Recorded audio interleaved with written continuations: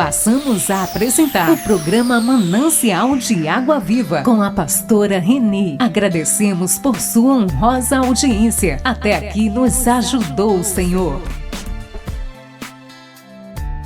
Estamos apresentando o programa Manancial de Água Viva com a pastora Reni.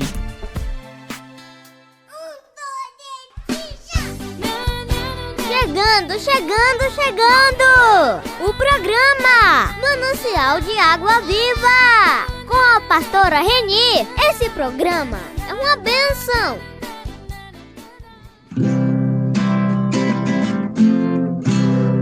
Jesus é o meu abrigo, minha fortaleza, socorro bem presente na tribulação. Chegando.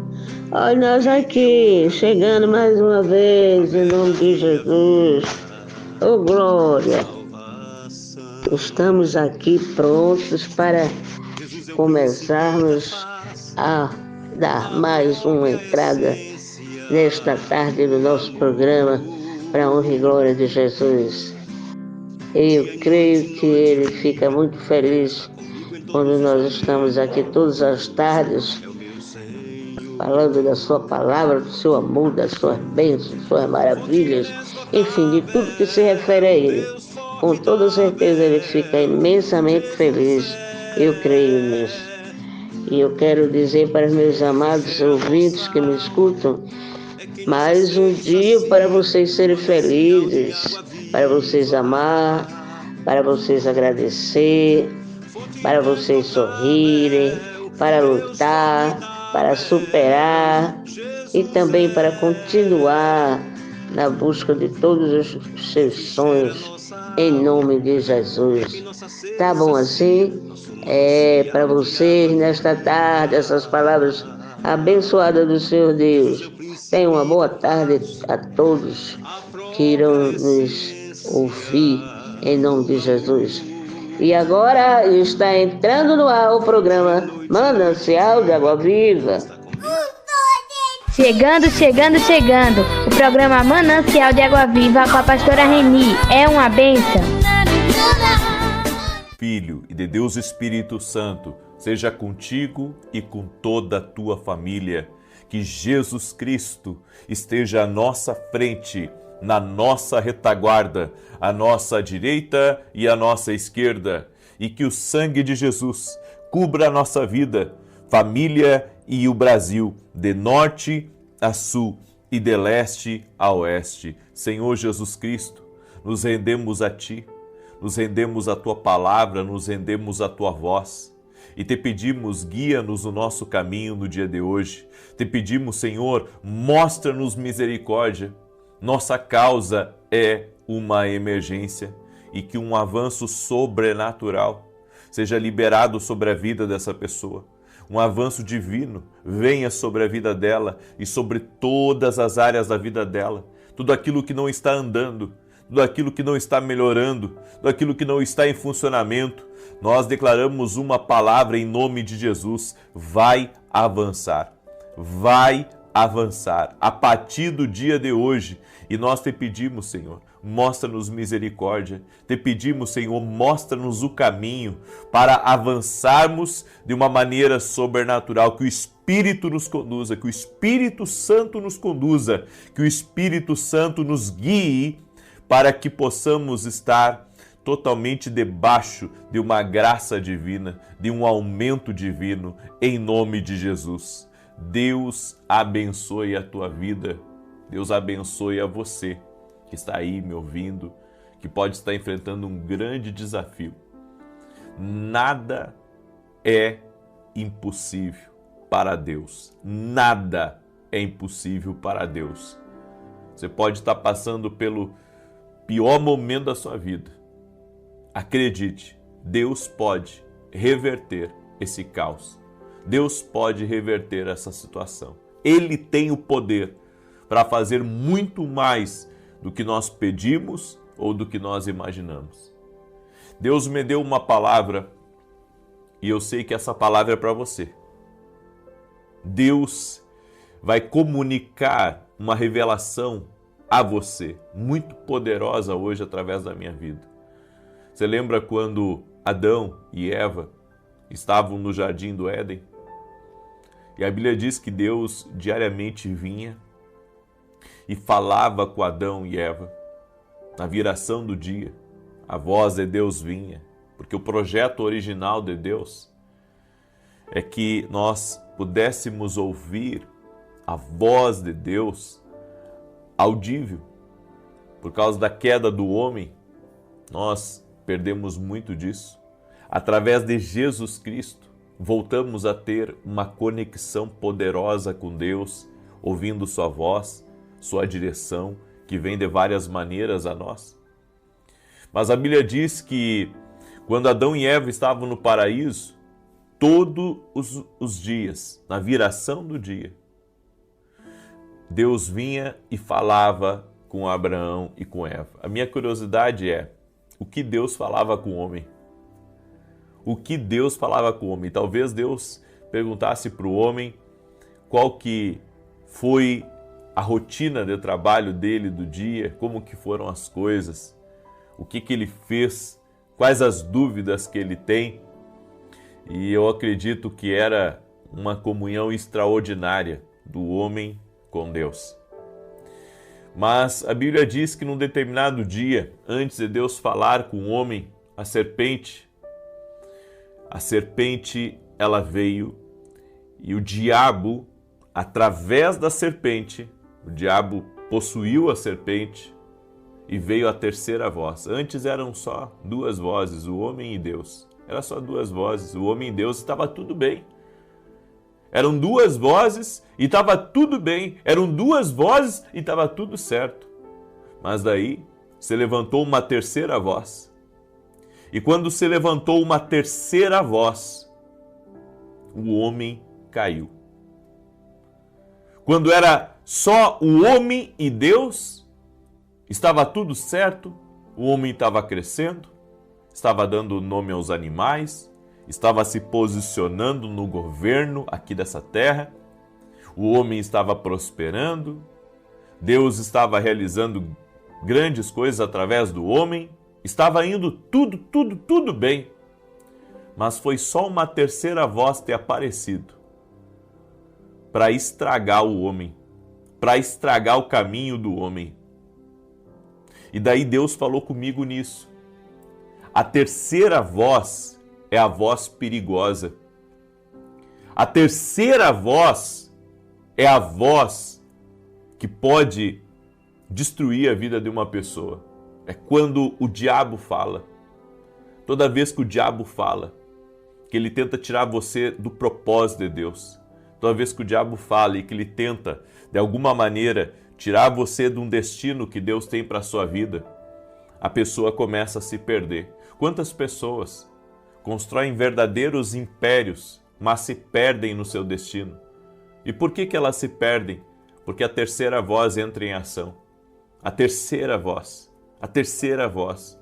Quando o homem deixa de ouvir a Deus, de ouvir as revelações que Deus coloca dentro dele, para dar ouvidos à serpente. A serpente é astuta, ela engana, ela mente. E há pessoas que, em vez de estarem ouvindo a Jesus Cristo, de estarem ouvindo a sua palavra, de estarem ouvindo a voz de Deus, estão ouvindo a terceira voz. Essa terceira voz, ela se manifesta hoje de uma maneira mais sutil. Ela não vem por meio de uma serpente, ela não vem por meio de outro animal, ela vem por meio de amigos, ela vem por meio de religiosos também, alguns. Ela vem por meio de pessoas que chegam de forma sutil, em sapatinhos de algodão, podemos dizer, para de alguma maneira transtornar o teu caminho, para tirar você de um casamento, para tirar você de um negócio bom. Aí vem aquelas conversas, a terceira voz, por isso que a maneira de neutralizar a terceira voz é ouvir a Deus, é permanecer ouvindo a Deus. Aí alguém chega no seu ouvido e diz assim, tem que vender essa empresa, não está dando certo, não é bom isso que você está fazendo. Vem aquela terceira voz.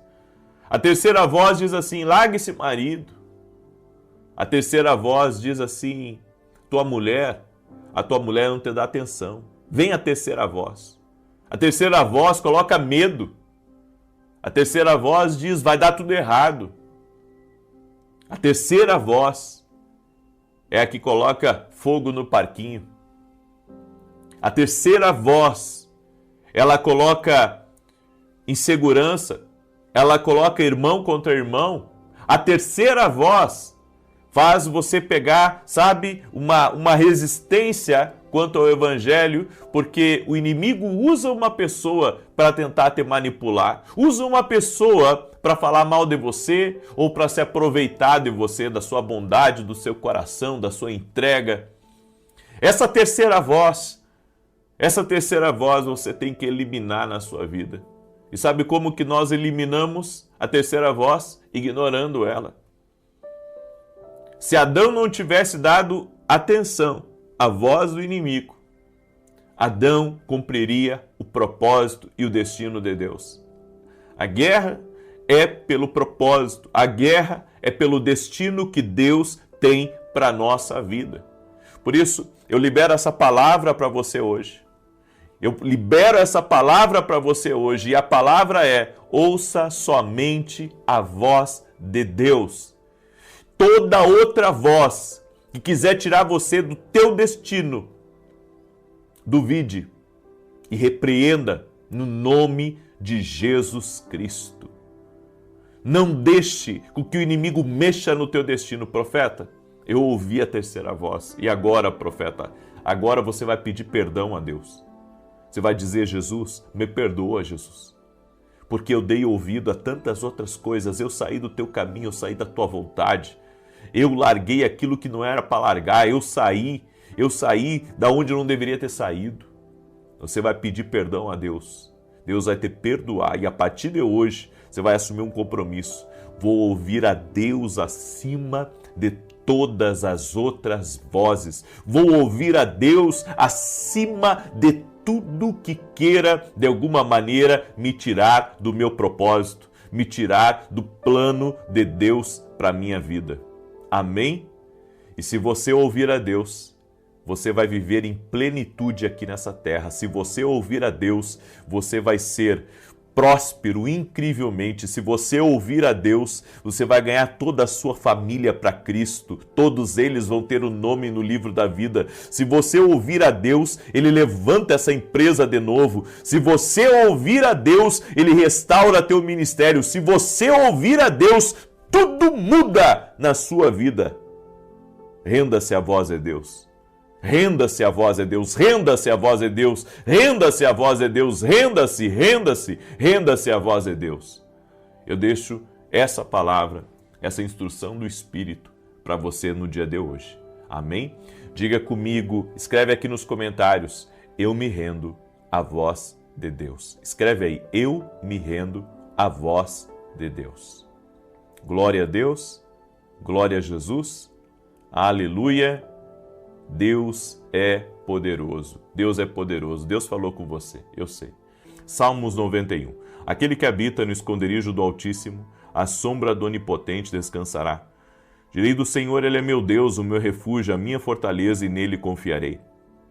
Porque Ele te livrará do laço do passarinheiro e da peste perniciosa.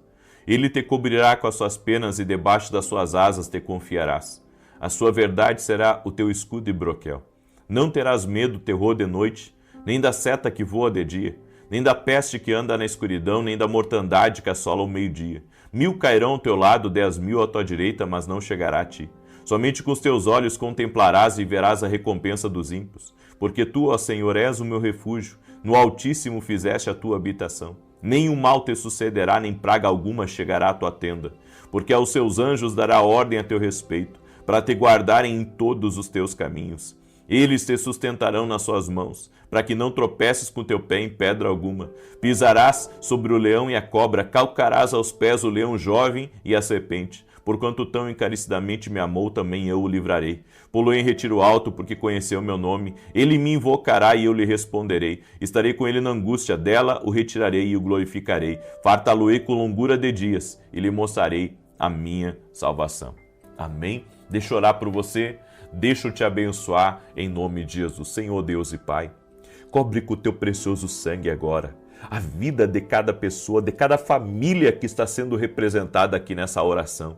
Tem homens de fé, tem mulheres de fé aqui nessa oração, tem famílias que estão aqui clamando ao Senhor. E eu quero pedir a Ti, ó Deus, tenha misericórdia de nós, nossa causa é uma emergência. Eu apresento diante de Ti, meu Deus, toda a emergência que está sendo colocada aqui nos comentários. Senhor, toda a emergência de homens, de mulheres, de jovens que estão orando aqui junto comigo e estão pedindo ao Senhor, meu Deus, vem e manifesta teu poder, vem e manifesta o teu poder, vem e manifesta o teu poder em favor dessa vida. Eu digo a toda enfermidade, renda-se ao nome de Jesus Cristo, infecções, inflamações, câncer, renda-se ao nome de Jesus Cristo. Toda pessoa que está com dor no corpo, toda pessoa que está sendo atacada no seu corpo físico, eu digo em nome de Jesus Cristo, mal, renda-se ao nome de Jesus Cristo. E se essa pessoa, Pai, ela saiu do teu plano, ela saiu do teu propósito, alinha ela no seu destino, visita ela, Pai, caminha com ela, Pai, para guiá-la ao centro do seu propósito. Senhor, aqui tem pessoas quebrantadas, aqui tem pessoas que estão se rendendo à voz de Deus. Essas pessoas amam a voz de Deus. Senhor, toque-os com teu poder agora. Toque-os com tua graça agora. Senhor, abençoe a família do Francisco que está me ouvindo e dá livramento para essa casa, dá estratégias para essa casa, traga mudanças para essa casa, Pai, no nome poderoso de Jesus Cristo. Eu oro agora para que milagres de toda sorte sejam liberados na família, no casamento, nas finanças, em todas as áreas da vida dessa pessoa. Nós oramos e pedimos, Senhor, abençoe agora, entra com providência, entra com milagre, entra com sobrenatural, no nome de Jesus Cristo. Amém e amém. Chegando! O programa Manancial de Água Viva, com a pastora Reni. Esse programa é uma bênção.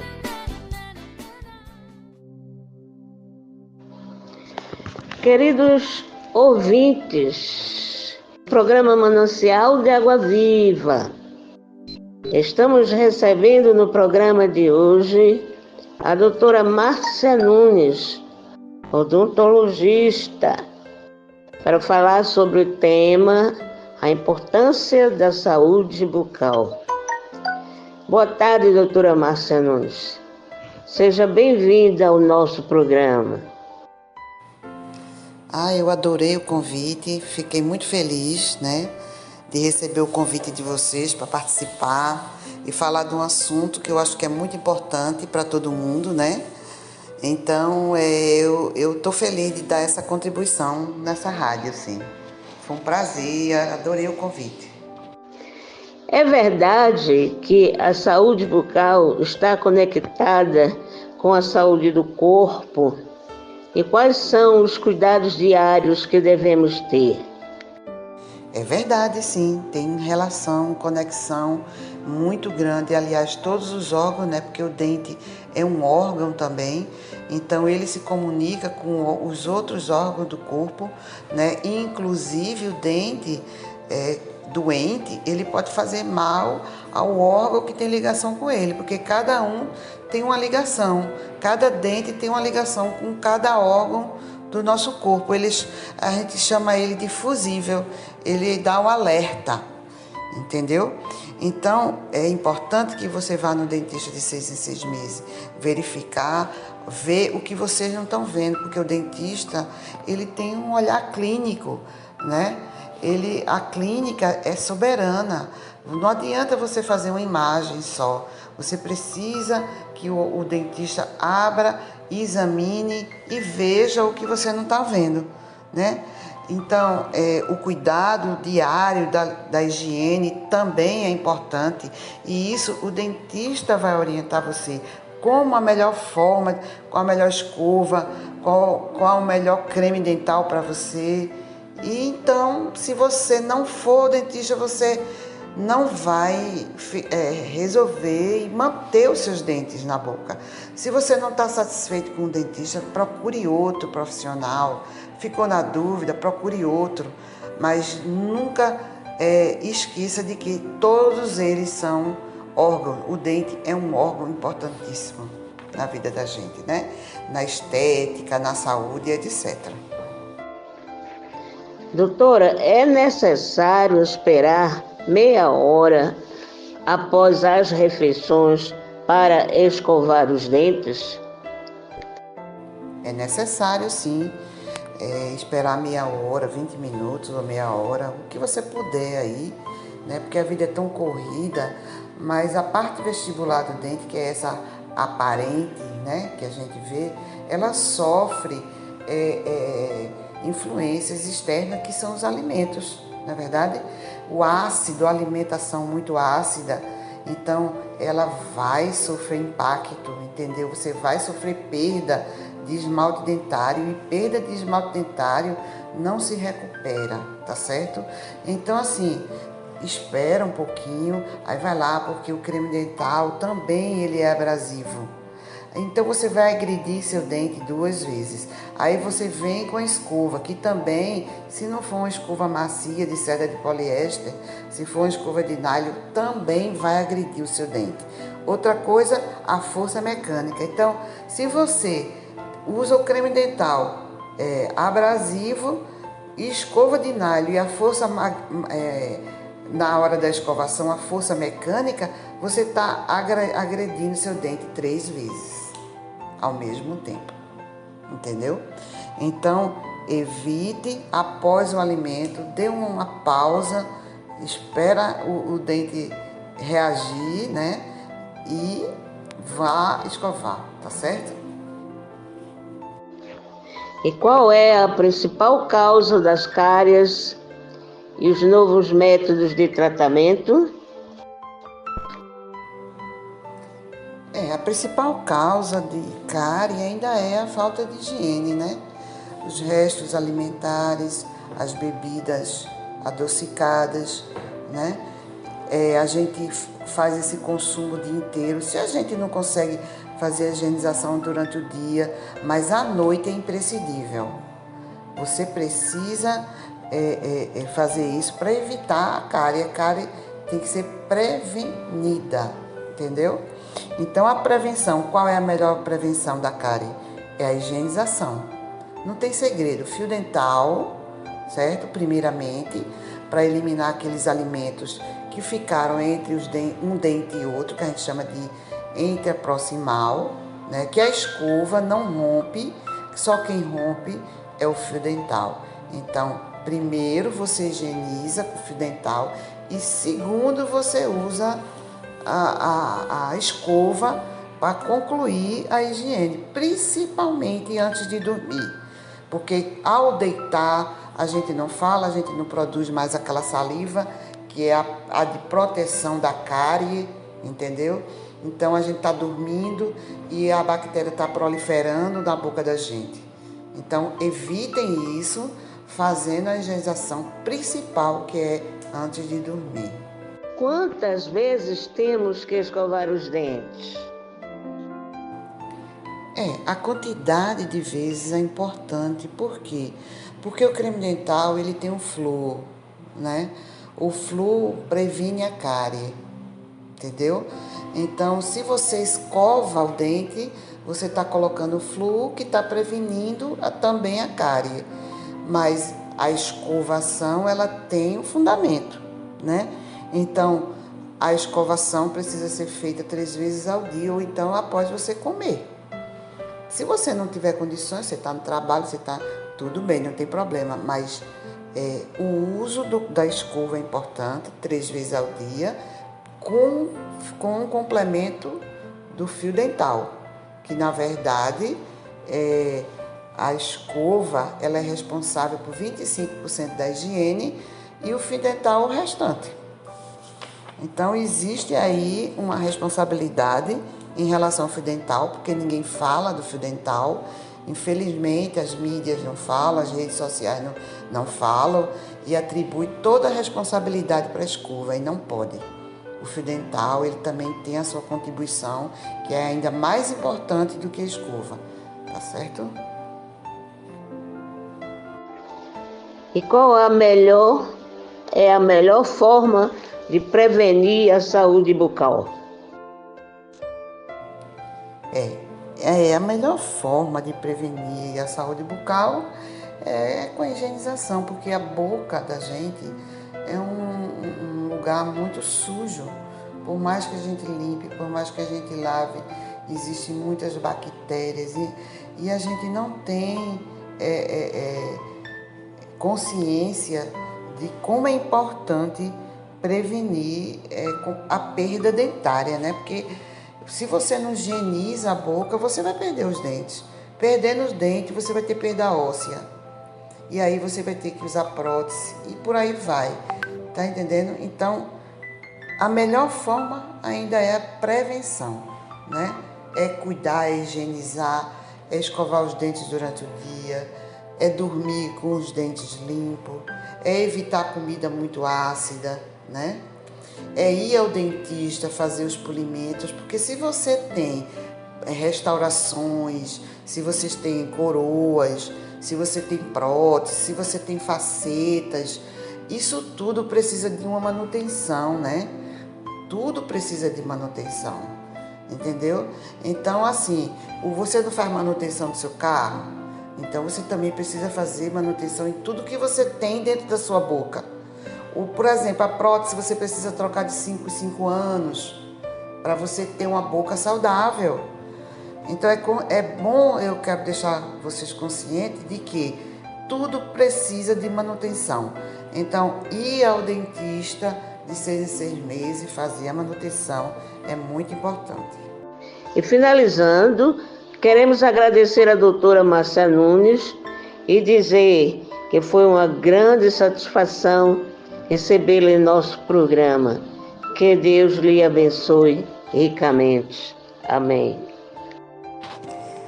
Gente, fiquei muito feliz por um minutinho que vocês gastaram ouvindo as minhas orientações, né? Porque eu gosto muito do que eu faço. Todos os dias da minha vida eu passo o dia inteiro falando sobre esse assunto. Para mim foi um prazer estar aqui falando sobre isso, né? Que é uma coisa que eu adoro fazer e eu adoro contribuir, gosto muito de ajudar. Eu espero que vocês tenham entendido tudo direitinho, mas qualquer coisa, vocês me encontram aí nas minhas redes sociais, né? No Instagram, no Facebook. E vocês podem contar comigo a hora que vocês precisarem. E se houver outro convite, eu estarei aqui de volta. Tá bom, gente? Muito obrigada. Chegando. O programa Manancial de Água Viva com a pastora Reni. É uma bênção. Você sabia que a verdadeira história das 12 tribos de Ismael foi mantida em segredo por séculos? Prepare-se para desafiar suas crenças. Descubra como essas tribos moldaram o Oriente Médio de maneiras que você nunca imaginou. A verdade surpreendente sobre os descendentes de Ismael pode mudar completamente sua visão sobre a história. Bem-vindo ao canal Detalhes das Escrituras, onde exploramos profundas mensagens e lições espirituais da Bíblia que impactaram gerações. Prepare-se para uma jornada espiritual única, repleta de sabedoria e inspiração, enquanto nos aprofundamos nas narrativas sagradas. Não se esqueça de ativar o sino de notificação, curtir, compartilhar e comentar, ajudando-nos a espalhar a mensagem divina.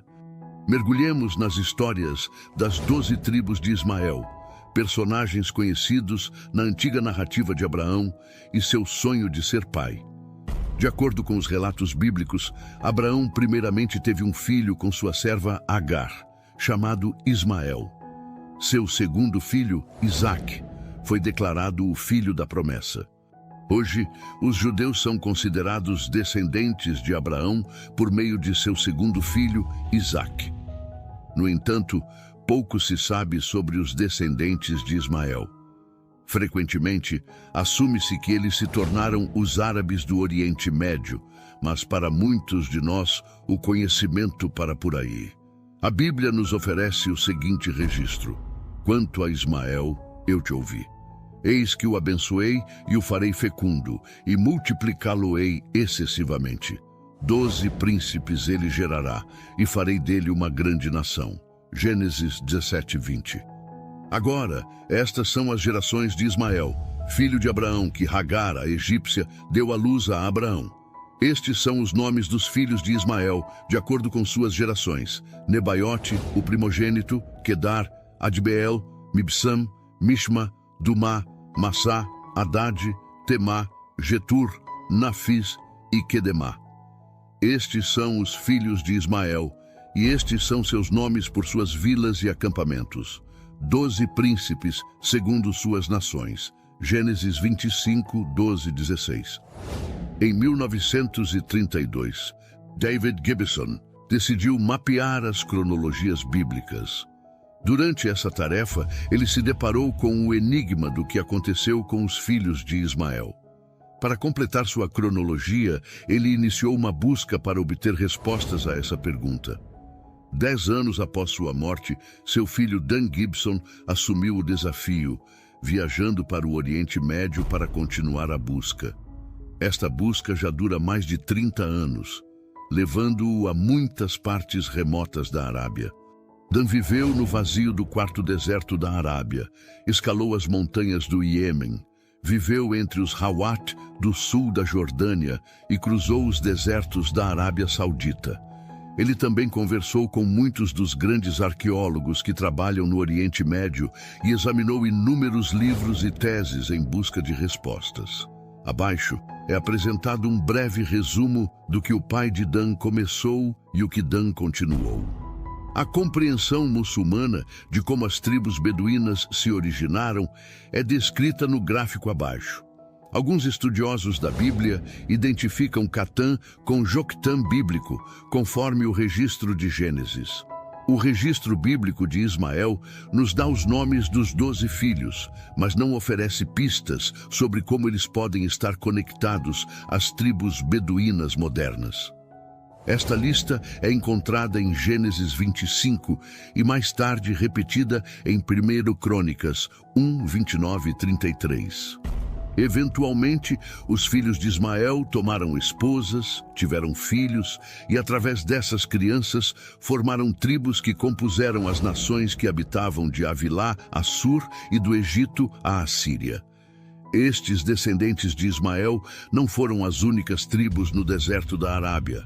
Outras tribos surgiram de outras fontes, formando o povo do sul da Arábia. Nabote, o primogênito de Ismael, é mencionado frequentemente nas Escrituras. Sua tribo era conhecida pela criação de ovelhas, Isaías 67. Seus nomes são encontrados juntos em registros assírios, mencionados pelo historiador judeu Joséfo, que identificou os nabateus de seu tempo com os descendentes de Nebaiote. Ele afirmou que os nabateus viviam em todo o país, estendendo-se do Eufrates ao Mar Vermelho, referindo-se a esta área como Nabateia. Os filhos de Quedar se tornaram conhecidos como os Pipas. Eles eram uma força militar significativa entre os filhos de Ismael. Isaías fala da glória de Quedar e seus talentosos arqueiros. Isaías 21, 16, 17.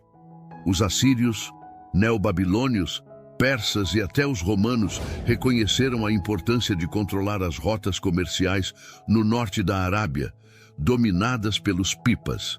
Neemias menciona Gashmu, o árabe, como um dos reis de Quedar no século V a.C., baseado em inscrições do norte da Arábia. A tribo de Adbeel é frequentemente identificada com as pessoas da terra de Arubu, que se tornaram sujeitas ao domínio do rei assírio Tiglat-Pileser III. O chefe da tribo, chamado Idil, atuou como agente do rei nas fronteiras do Egito. Algumas referências sugerem que a tribo de Adbeel habitava a região do Sinai. As tribos de Mibsam e Mishma, por outro lado, desapareceram da história como entidades separadas. Alguns historiadores especulam que os descendentes de Mishma fundaram vilarejos ao redor de Jebel Mishma, uma região montanhosa que pode ter sido um ponto estratégico para suas comunidades. É possível que essas tribos tenham se casado com outras tribos locais, como os simeonitas, resultando em uma fusão de culturas e tradições. Duma é mencionada na Bíblia como uma cidade em Canaã, Josué 15:52, e também associada a Edom, Isaías 21:11. Os historiadores frequentemente identificam Duma com a cidade árabe medieval de Dumat al-Jandal, uma importante junção comercial na rota entre a Síria, Babilônia e a área do Hijaz. Esta localização estratégica fez de Duma um ponto crucial para o controle do comércio na região. Os registros assírios relatam como o rei Sargão II capturou o rei de Duma e sua tribo. A cidade, situada no sudeste de Al-Jauf, uma bacia desértica, era um ponto de parada vital para caravanas que viajavam entre Taima e a Síria. Este território se tornou o centro de governo para muitos reis e rainhas do norte da Arábia. Os registros de Tiglat-Pileser III mencionam os habitantes de Massa e Taima, que lhe pagaram tributo. Localizada a cerca de 14 quilômetros ao sul de Taima, a tribo Massa está possivelmente ligada ao antigo povo de Maasa, mencionado por geógrafos clássicos. Estes povos eram conhecidos por sua habilidade em navegar e transportar mercadorias, como incenso e especiarias, através dos desertos árabes. A cidade de Taima, um antigo oásis no noroeste da Arábia Saudita, desempenhou um papel crucial nas rotas comerciais. Isaías 21, 14 e 15 faz alusão à hospitalidade do povo de Taima, que ofereceu água e pão aos fugitivos de uma invasão. No século VI a.C., Taima tornou-se a residência do rei babilônico Nabonido, que governou a cidade durante 10 anos. A tribo de Haddad pode ter se tornado conhecida como Harar, povo que habitava nas montanhas a noroeste de Palmira. A moderna tribo Hadadim, cristã, está espalhada pelo Levante, incluindo Jordânia, Síria, Líbano e Palestina.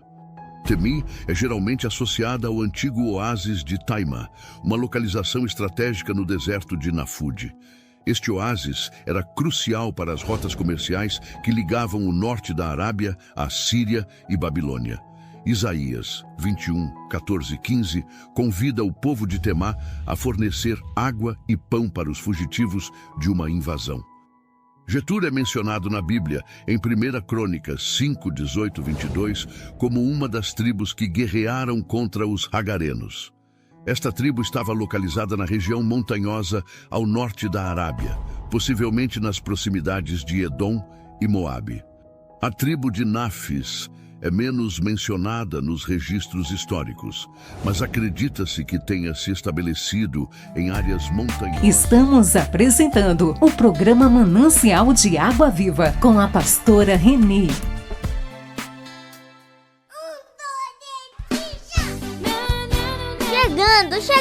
Chegando!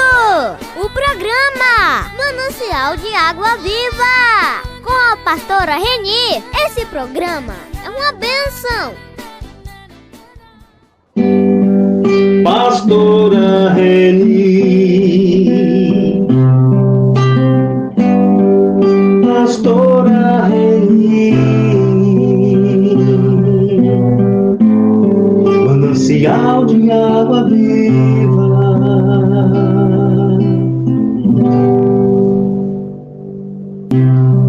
Manancial de água viva, mensagem.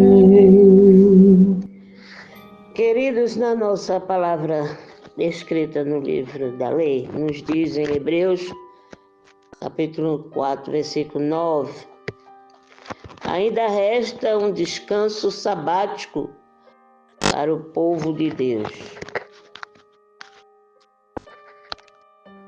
Ainda resta um descanso sabático para o povo de Deus. Mas sempre eu gosto de relembrar para vocês dos Antigos Testamentos. Vejam bem, muitos séculos antes de a Carta dos Hebreus ser escrita, os israelitas daquela época eles viam-se prestes a entrar na Terra Prometida. Aí o que acontece? Eles se fixariam em um território que seria seu, onde teriam farturas e segurança. Ali, neste local, eles descansariam de sua árdua peregrinação pelo deserto e de seus inimigos. Então, eles chegando naquela terra, eles achavam que eles estavam livres e teriam descanso, né, daquela peregrinação do deserto e também de seus inimigos.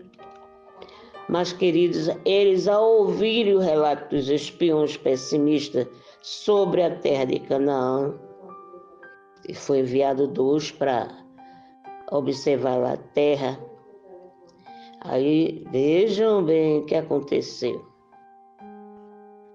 Esses 2 espiões, eles eram pessimistas sobre aquela terra de Canaã.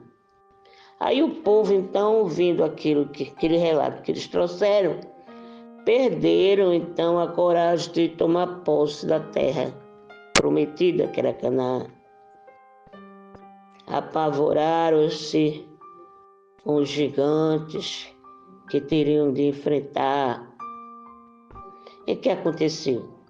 Eles preferiam voltar para o Egito. Olha que falta de crer em Deus.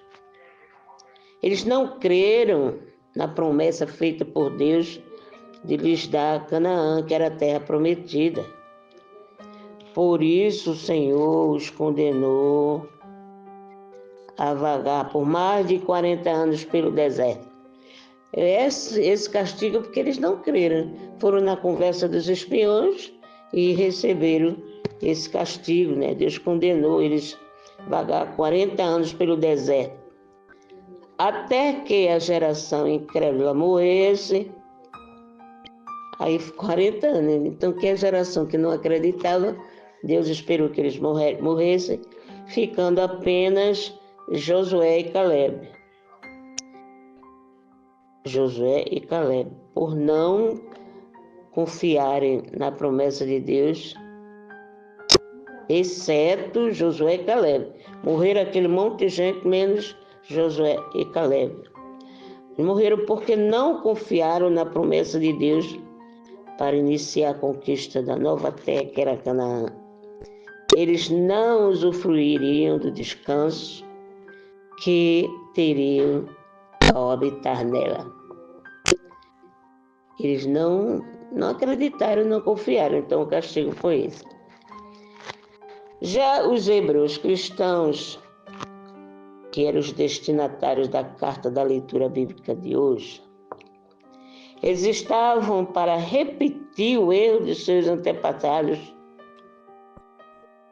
e perseguidos por sua fé em Cristo, estavam tentados a voltar para o Egito. Estavam tentados a voltar à religião judaica de onde saíram do Egito. Assim, eles achavam que não seriam perseguidos por seus patrícios, nem por Roma, que tolerava a religião judaica, mas não mais o cristianismo. Queridos, afastar-se de Cristo significaria não confiar na promessa de Deus, né? Não confiar na promessa de Deus. Agora, para quem se rende a Ele, há sim descanso, na certeza de que achegado ao trono da graça. O cristão jamais estará sozinho em meio às aflições deste mundo. Portanto,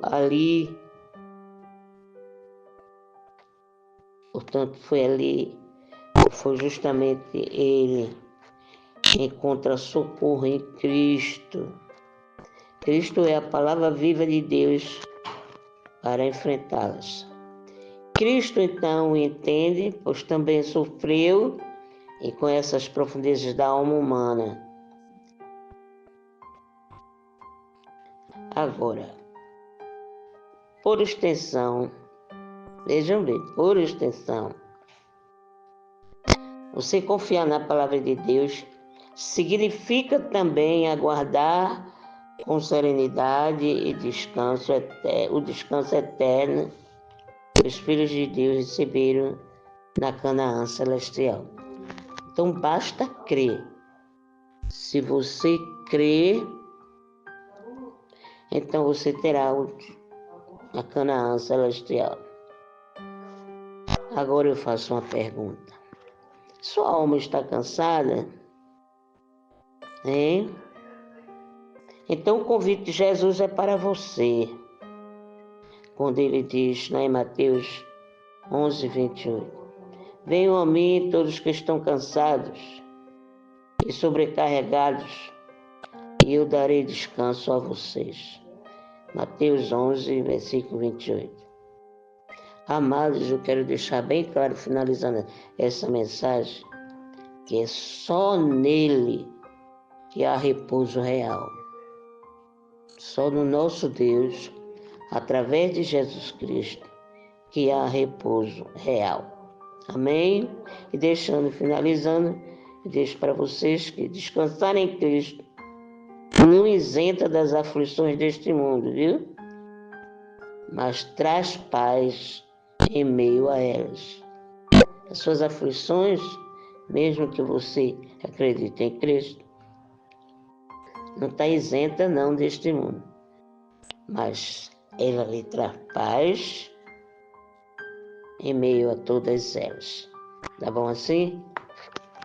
Porque até aqui nos ajudou o Senhor. Chegando.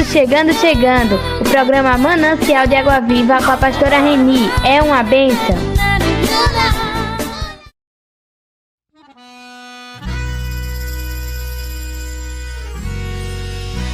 É só na oração que o crente tem vitória. É só na oração que o crente tem vitória. É só na oração que o crente tem vitória. É só na oração que o crente tem vitória. É só na oração que o crente tem vitória. Crente derrotado é porque não ora. É só na oração que o crente tem vitória. O crente derrotado é porque não ora. É de joelho no chão e com o rosto no pó. Vencemos a prova como venceu Jó. De joelhos no chão e com o rosto no pó. Vencemos a prova como venceu Jó. É só na oração que o crente tem vitória. O crente derrotado é porque não ora. É só na oração que o crente tem vitória. O crente derrotado é porque não ora. É de joelhos no chão e com o rosto no pó. Vencemos a prova como venceu Jó. De joelhos no chão e com o rosto no pó. Vencemos a prova como venceu Jó.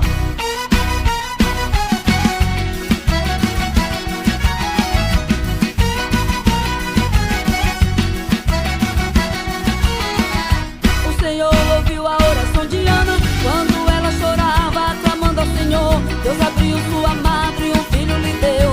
Com esta vitória Ana se alegrou. Na cova dos leões jogaram Daniel. Por causa da oração os leões jejuaram. Não foi diferente com aqueles 3 jovens na fornalha de fogo. Eles não se queimaram. É só na oração que o crente tem vitória. Crente derrotado é porque não ora. É só na oração que o crente tem vitória. O crente derrotado é porque não ora. É de joelhos no chão e com o rosto no pó. Vencemos a prova como venceu Jó. De joelhos no chão e com o rosto no pó. Vencemos a prova como venceu Jó. Se estás na prova, continue orando.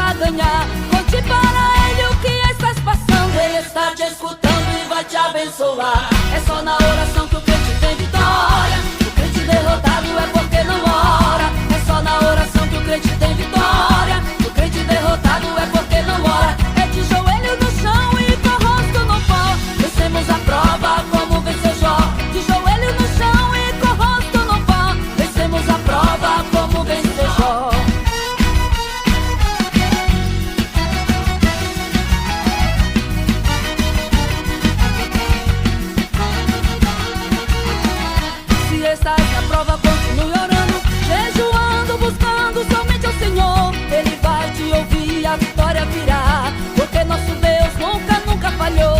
Ele sempre peleja pelo povo seu. Quando entra na guerra é só pra ganhar. Conte para ele o que estás passando. Ele está te escutando e vai te abençoar. É só na oração que o crente tem vitória. O crente derrotado é porque não ora. É só na oração que o crente tem vitória. O crente derrotado é porque não ora. É de joelho no chão e com o rosto no pó. Vencemos a prova como venceu Jó. De joelhos no chão e com o rosto no pó. Vencemos a prova como venceu Jó. É só na oração que o crente tem vitória. O crente derrotado é porque não ora. É de joelhos no chão e com o rosto no pó. Vencemos a prova como venceu Jó. De joelhos no chão e com o rosto no pó. Vencemos a prova como venceu Jó.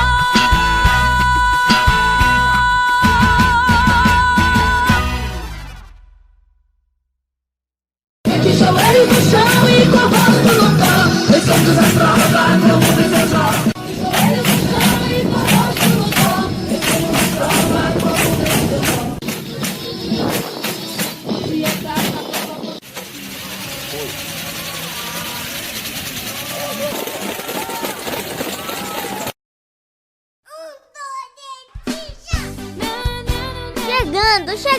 Chegando! O programa Manancial de Água Viva, com a pastora Reni. Esse programa é uma bênção.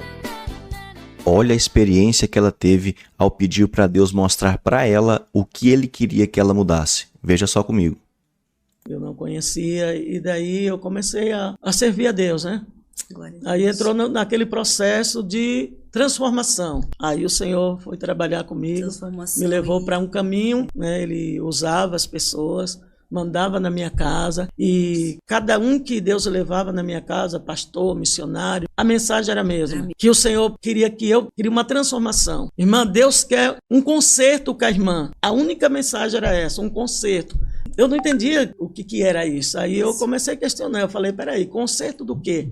Eu não estou quebrado, eu estou inteiro. Eu olhava para mim e falava, que tipo de conserto? Eu perguntava, né, para os irmãos, para os pastores, eles falavam assim, irmã, Deus não me autoriza a falar para a irmã, Deus não me mostra o que é, mas Deus quer um conserto da irmã, Deus quer um conserto da irmã. E aí eu entrei naquele processo, né, das madrugadas, de não ter sono, de passar a noite em claro, e com isso eu fui ficando assim, apreensiva, até que um dia Deus mandou um pastor na minha casa, ele estava fazendo uma campanha de 21 dias, no João 23, no monte lá de Osasco. Deus mostrou para ele a minha casa, a minha rua, o meu nome, e mandou ele descer o monte e ir lá na minha casa. E eu estava lavando a garagem da minha casa, quando ele encostou o carro, e ele perguntou, é aqui que mora a irmã Deus? Eu falei, é aqui mesmo, sou eu. Aí ele, falando em mistério, abriu o portão, ele pegou na minha mão, e ele falou para mim assim, me levou do outro lado da rua, na calçada, falou para mim assim, olha, contempla tudo que tu tem, o que tu tem não é teu, o que é teu, tá aonde eu vou te levar. E continuou, né, a mensagem do concerto, até que um dia eu falei assim, na madrugada, umas 3, 4 horas da madrugada, eu me ajoelhei na minha cama, no meu quarto, e eu falei para Deus, porque a minha conversa com Deus, eu converso com Deus igual eu estou conversando com você, é direto, eu não me lamento, a minha oração com Deus, eu chego diante de Deus e eu falo para Ele tudo que eu sinto, tudo que eu penso, e aí eu ajoelhei e falei para Deus, falei, se o Senhor usa o pastor, usa a missionária, então eu não quero mais ouvir o pastor, eu não quero ouvir mais a missionária. Se o Senhor tem algo na minha vida e quer algum conserto, então eu quero que o Senhor me mostre para mim o que o Senhor quer que eu conserte. E naquele momento, de joelho, eu vi quando veio 2 mãos assim e me levou ao lugar. Eu entrei em um lugar, era uma casa muito grande e naquela casa tinha um jardim na frente, tinha uns bancos, igual aqueles bancos de praça, de cimento. Sim.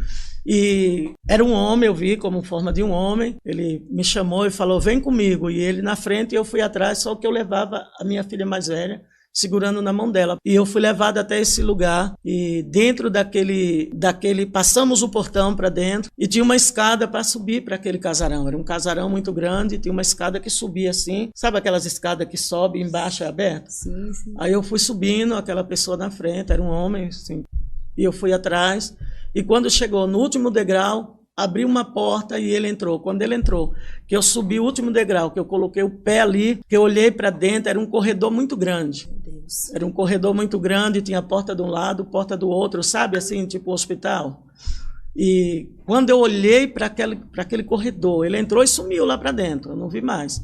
Só que quando eu olhei para dentro, veio no meu pensamento, né? Veio para mim assim, opa, isso aqui é uma casa de prostituição, eu não vou entrar, eu vou descer. E voltei. Quando eu voltei, que eu desci, que eu procurei minha filha, ela não estava na minha mão, e eu me desesperei naquela visão. E eu comecei a pedir, cadê minha filha, cadê minha filha? Naquele meu desespero, aquele homem, ele veio e ele falou assim, calma, que não aconteceu nada com a sua filha, ela está aqui. Aí eu peguei na mão da minha filha, eu falei, eu vou sair daqui. Aí peguei e saí. Quando eu estou saindo, eu usava uma sandália na minha visão, e ela soltou a correia, e eu levantei o pé, coloquei em cima daquele banco, naquela praça, na frente daquele casarão, para arrumar a sandália. E quando eu abaixei a cabeça, assim, que eu estava mexendo na sandália, eu vi vozes. Eu vi um grupo de vozes, pessoas conversando.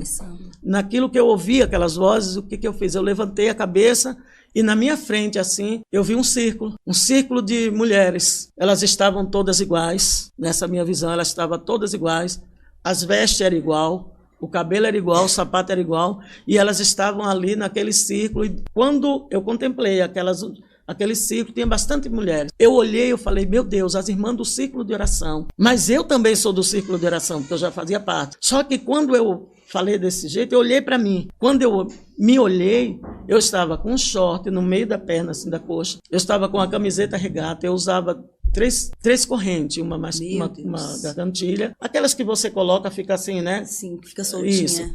E tinha 3 pingentes, uma cruz bem minúscula, era uma coisa assim, bem delicada. Eu nunca gostei de nada extravagante. Uma cruz, uma âncora e um coração. E naquela visão, quando eu olhei, que eu falei, meu Deus, as irmãs do círculo de oração. De costa para mim tinha um moço, junto com aquelas irmãs, que eles estavam de mão dada no círculo mesmo ali, como se eles estivessem orando. Aí quando eu olhei, tinha aquele moço, ele estava com uma calça social, uma camisa branca, de manga comprida.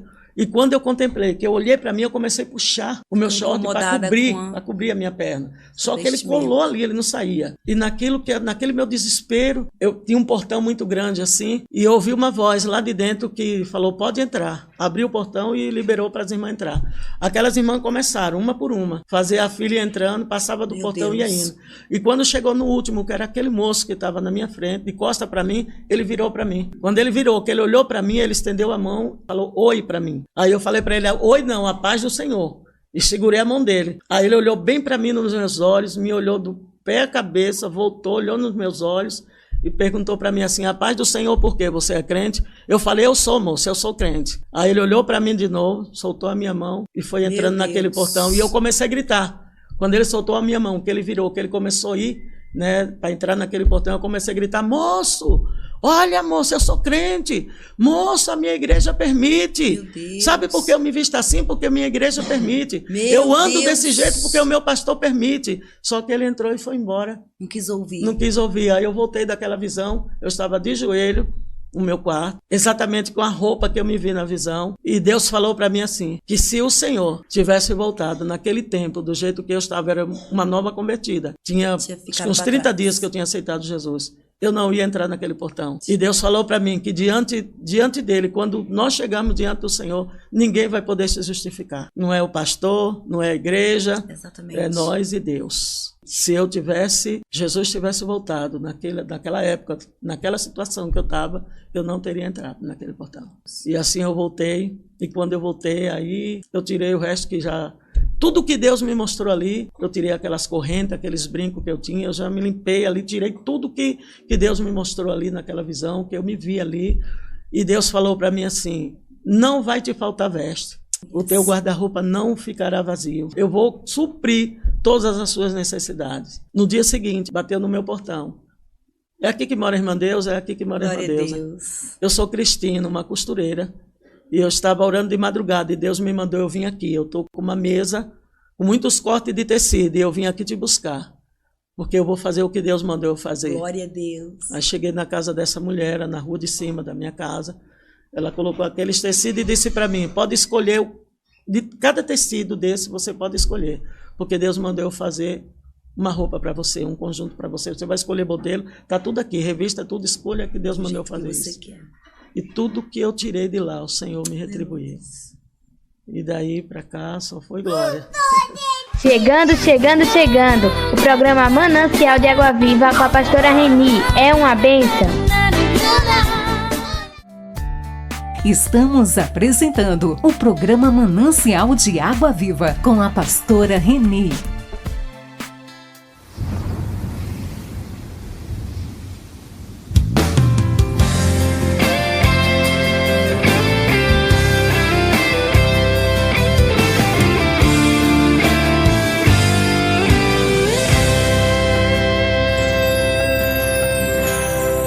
Olha quem vem vindo aí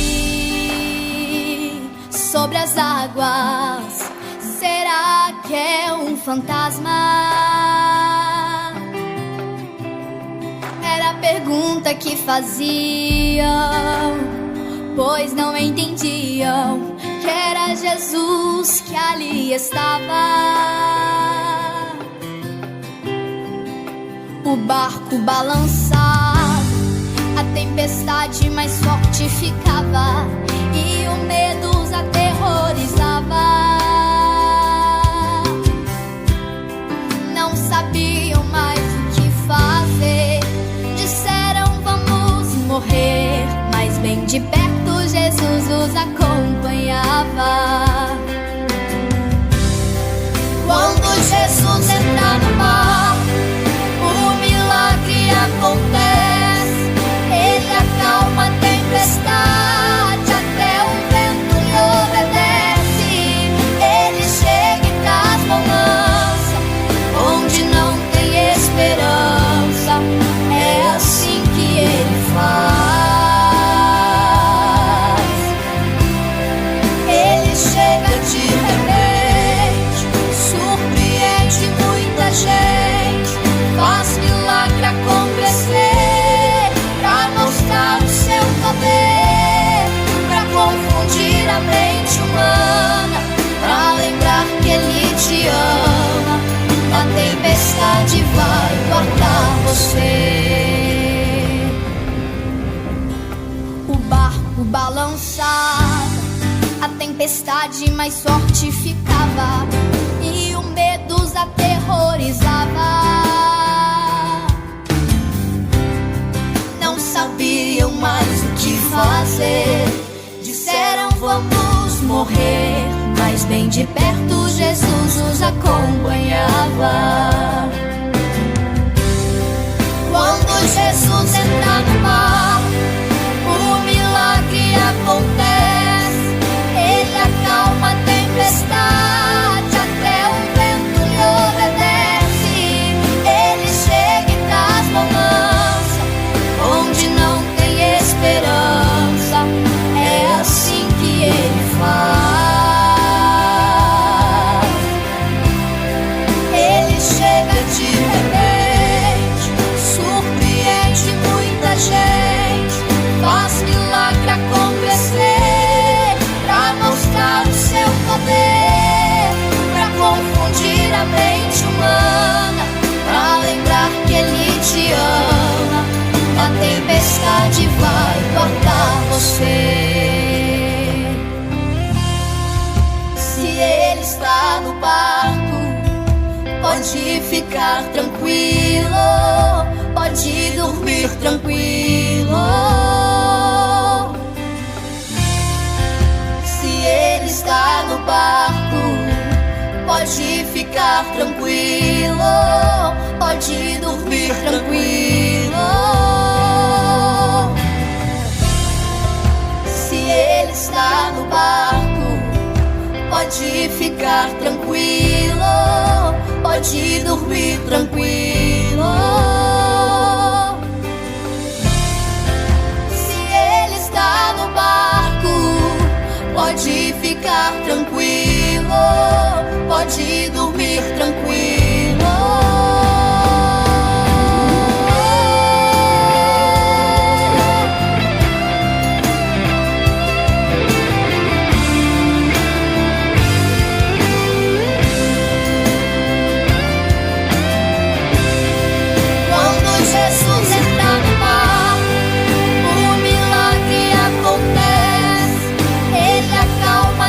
Está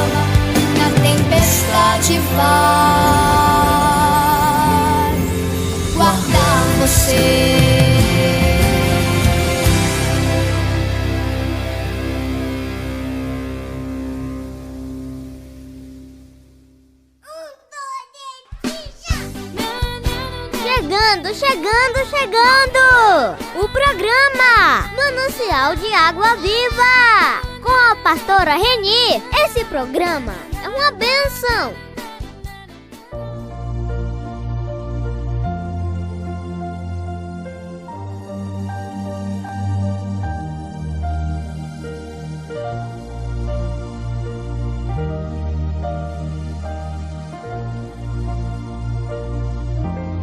O mundo dá muitas voltas.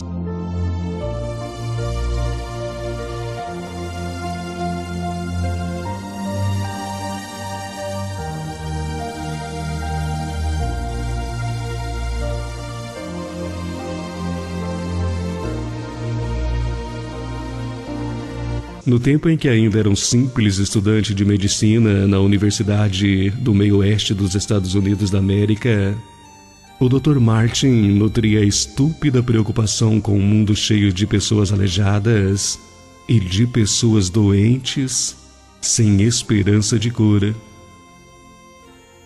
Por esta razão, o Dr. Martin era a favor da eutanásia e também da eliminação de aleijados sem cura. Moço e irreverente, ele costumava travar calorosas discussões com seus colegas médicos que pensavam de maneira diferente da sua. E sempre para aqueles seus inflamados argumentos, os companheiros respondiam: "Mas o senhor então, Dr. Martin, não vê que estamos aqui para estudar a medicina, precisamente para cuidar destes aleijados e também dos coxos e cegos? Ora, os médicos existem no mundo para curar os doentes, não para querer fazer milagre." Era sempre a resposta que o Dr. Martin dava. E se nada podemos fazer em seu benefício, o melhor para eles, com certeza, é a morte. No entanto, uma noite, quando prestava serviço como interno de um hospital no último ano do curso, o jovem Dr. Martin foi chamado para assistir um parto de uma imigrante alemã que morava em um bairro muito miserável da cidade. Aquele era o 10º filho que a pobre mulher dava à luz, e o bebê entrou neste mundo com uma das perninhas bem mais curta que a outra. Antes de fazer com que a criança respirasse por si mesma, o jovem Dr. Martin teve um pensamento. Que despropósito! Este pobre garoto vai passar a vida inteira arrastando esta perna. Na escola, com certeza, será a chacota dos outros meninos que o chamarão de manco a vida toda. Para quê? Para que obrigá-lo a viver? O mundo nunca dará falta dele.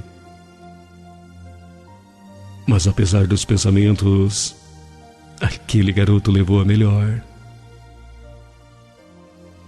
O jovem médico não conseguiu evitar que ele respirasse e que os seus pequenos pulmões começassem a funcionar.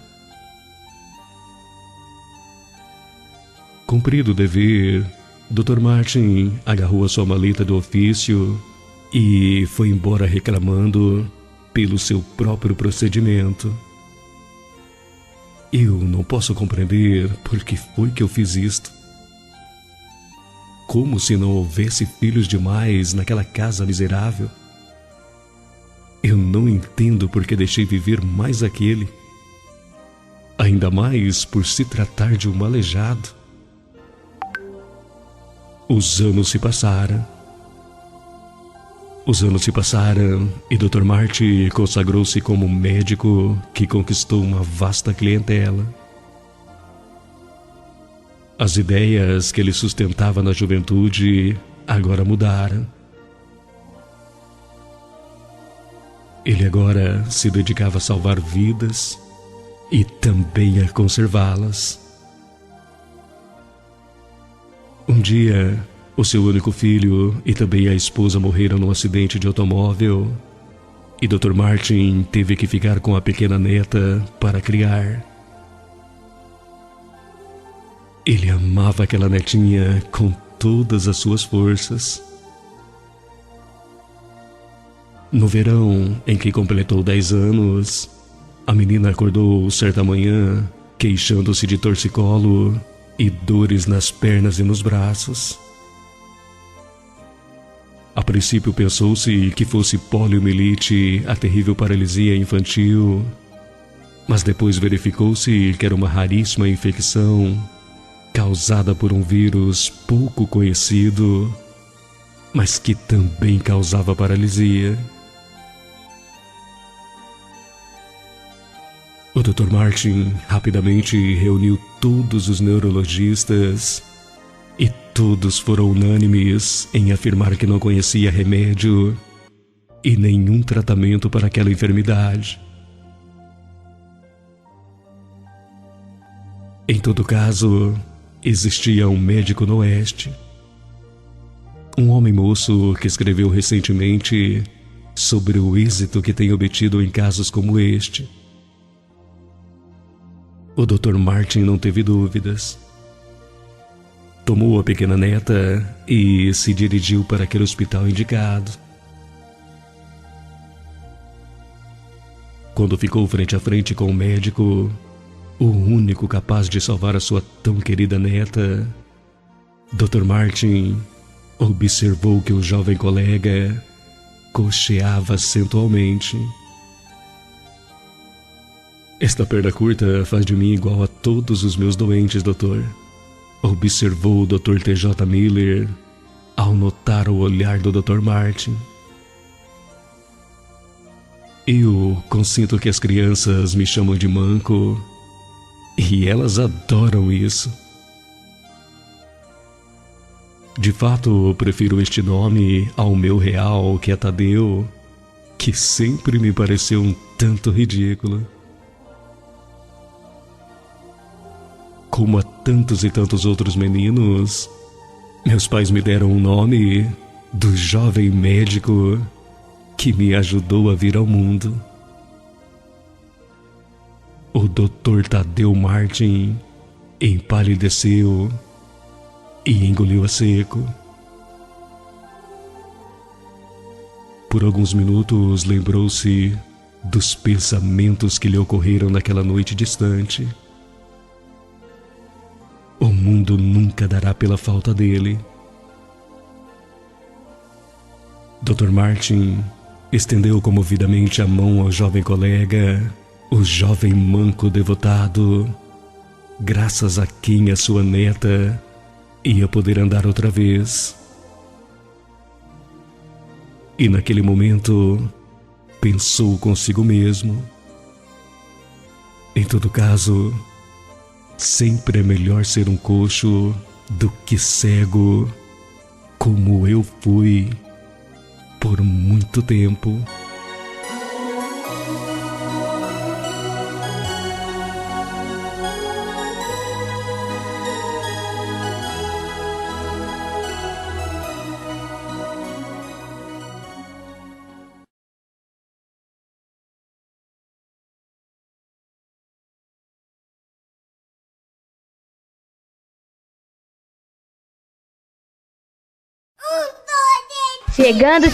Chegando. O programa Manancial de Água Viva com a pastora Reni. É uma bênção. Quando eu chegar ao lindo céu um dia, eu hei de ver primeiro meu Senhor. Eu hei de ouvir a santa melodia que lá estão cantando em seu louvor.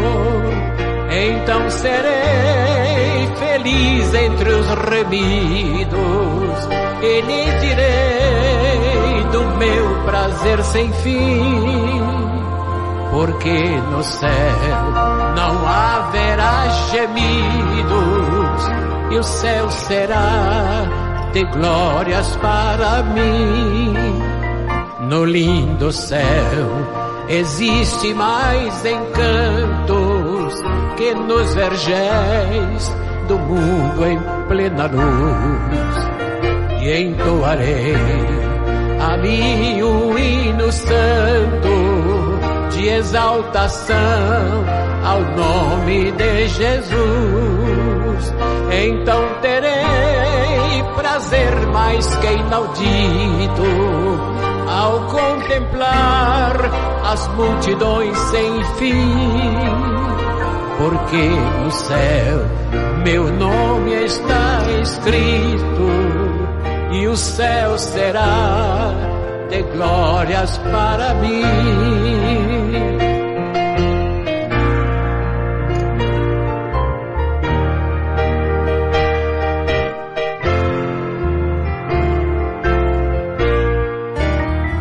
No lindo céu verei os meus amigos e meus irmãos, eu hei de ver também, sem mais temer tristezas e perigos.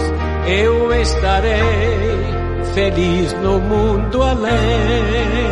Então serei um santo redimido e viverei para sempre ali sem fim, porque no céu o gozo é permanente e o céu será de glórias para mim.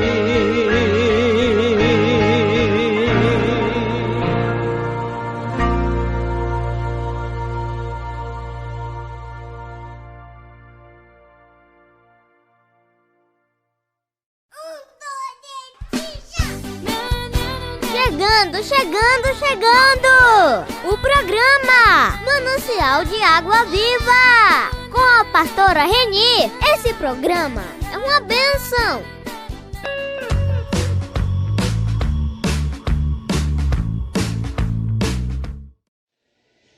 Quero fazer uma reflexão com vocês. Eu não gosto de ser profeta do caos e tenho muito cuidado quando vou fazer uma exposição que precisa chamar muito a nossa atenção.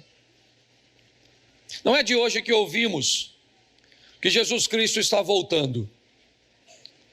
Não é de hoje que cremos nessa promessa. Mas os sinais que antecederiam esta vinda, também, mesmo que de uma forma bem codificada muitas vezes, nos foram oferecidas na Bíblia. Eu confesso que às vezes parece estranho ver a maneira cuja qual nós encaramos esta promessa. Porque certamente, se alguém dissesse que num livro está escrito, em algum lugar, que nós, se encontrarmos a informação, ganharíamos 10 milhões de reais, provavelmente a maioria das pessoas leriam ou iriam ler este livro diversas vezes até conseguir localizar. Leriam devagar, pacientemente, iriam reler para que conseguisse encontrar o local que estaria a promessa que faria com que ele se tornasse um milionário. Dificilmente você daria essa responsabilidade a uma outra pessoa que lesse este livro por você, até porque se ela achasse a informação antes de você, quem ficaria milionária seria ela. Porém, nós estamos falando de um livro que contém algo muito mais precioso que as riquezas deste mundo.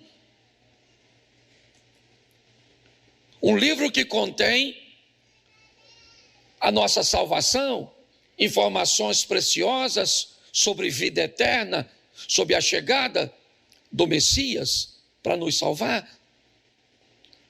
mas delegamos a responsabilidade de descobrir isso a outras pessoas.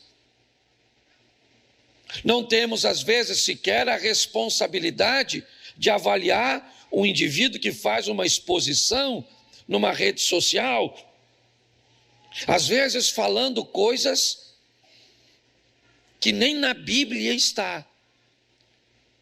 Mas como você resolveu não buscar, você vai ficar com a informação dos outros. É obviamente que os sinais citados pela Bíblia, eles vêm se cumprindo ao longo de centenas de anos. Mas o que me chama a atenção é o curto intervalo que as coisas acontecem. Agora, nós tínhamos promessas de guerras? Sim, mas eu não me lembro de 2 guerras grandes de forma simultânea. Nós tínhamos promessas de peste? Sim, mas nunca vimos as variações, certo?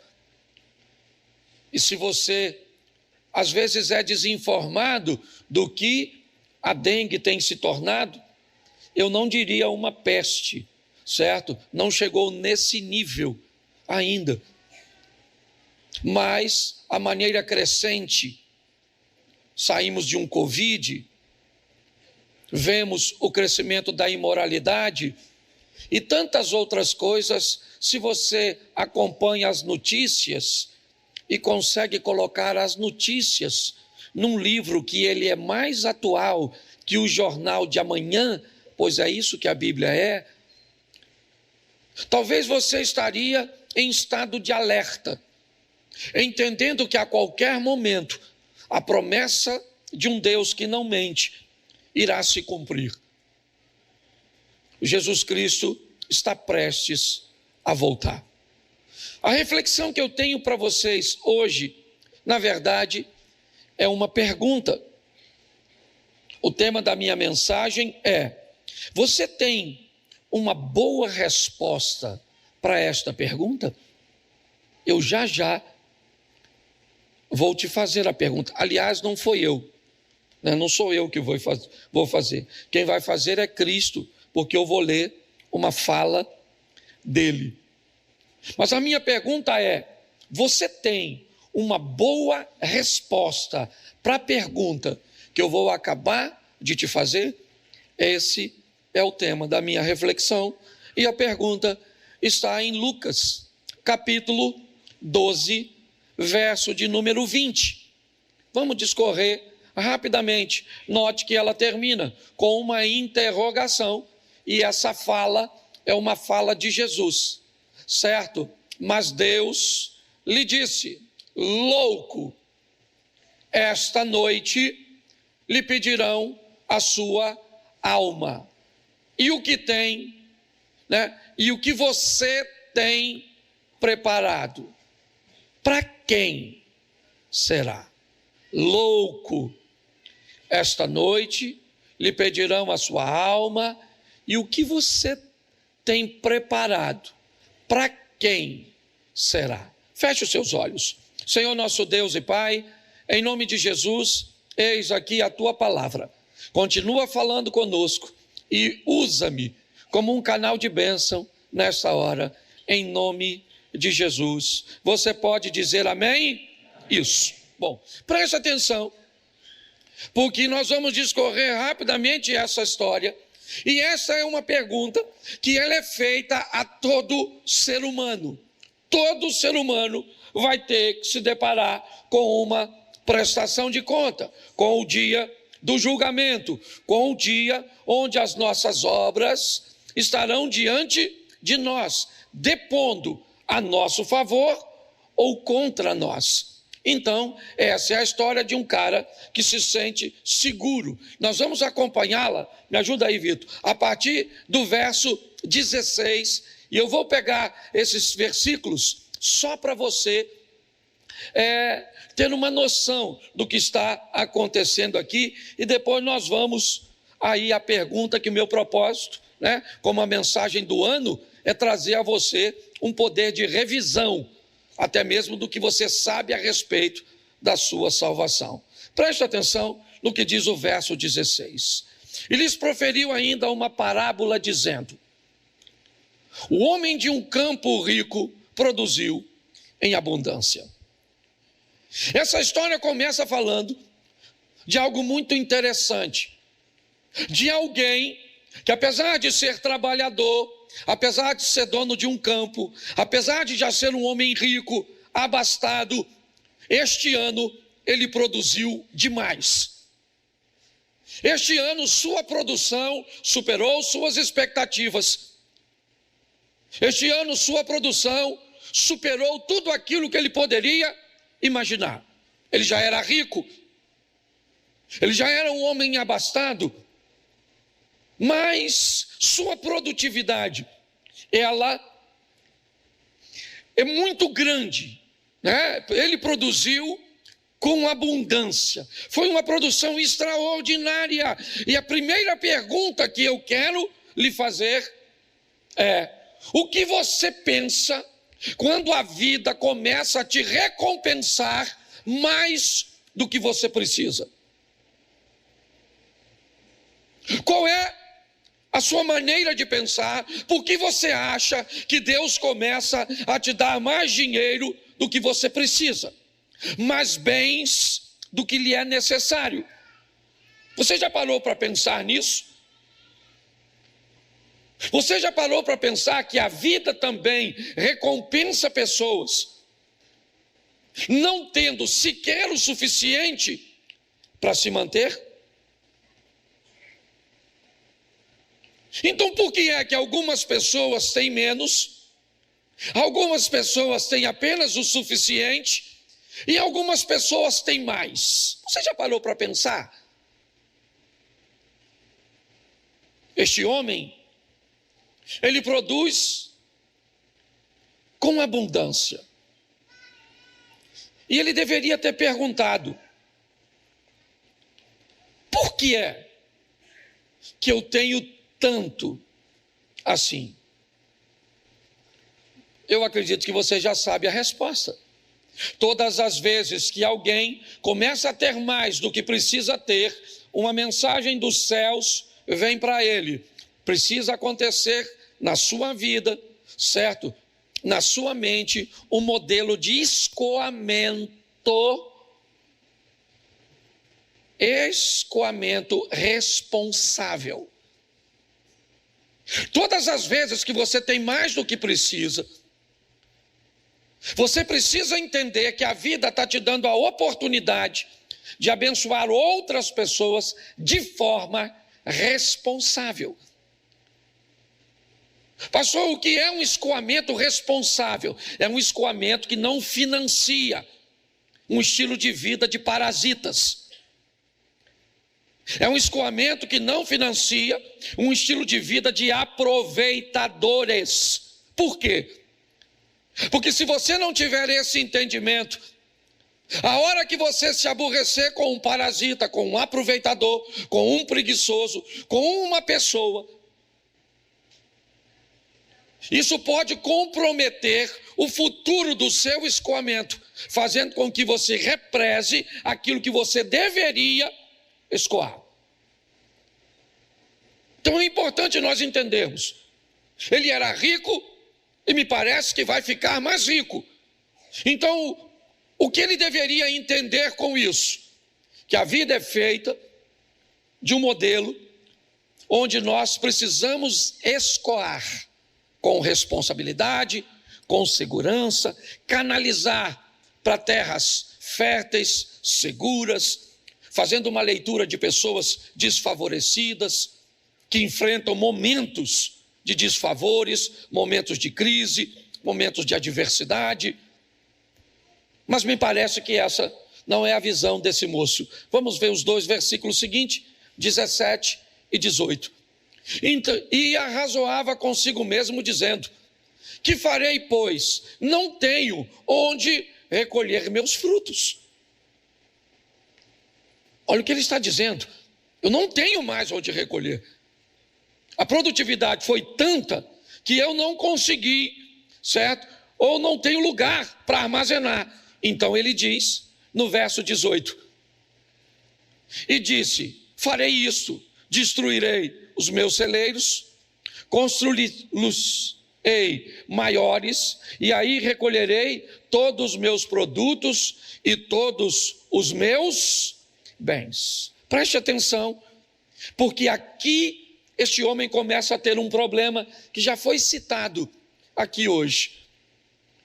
Ele não precisa mais. Ele olha, certo, e descobre que não tem onde colocar. Mas ele tem um problema. Ele diz, eu vou destruir os meus celeiros, vou reconstruí-los maiores e vou colocar todos os meus produtos e os meus bens neste lugar. Agora, este homem nos mostra um modelo extremamente perigoso. Os bens dele, está dizendo para ele, ele já tem muito mais do que precisa, mas os bens dele começa a dizer para ele, não confie em ninguém, apenas em mim. Não confie em ninguém para escoar. Não confie em Deus para te manter sempre próspero. Este homem está com problemas.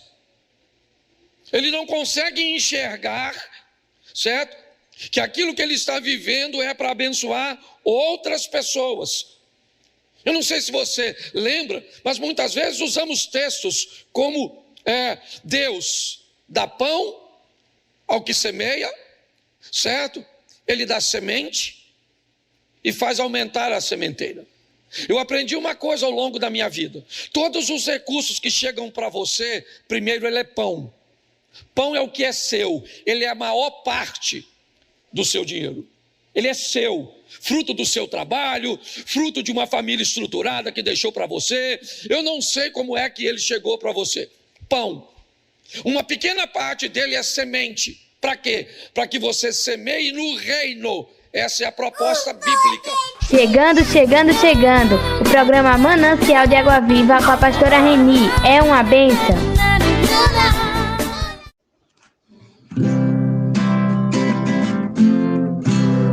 Jesus é o meu abrigo, minha fortaleza, socorro bem presente na tribulação. Chegando ao final. Glória a Deus, obrigado Jesus, obrigado meu Deus, obrigado a meus ouvintes, e vamos continuar sempre passando da palavra de Deus, seus louvores para todos aqueles que ainda não conhecem. Vamos fazer esse favor, essa troca. Eu passo para vocês as palavras dele, os louvores dele, das mensagens dos valorosos irmãos.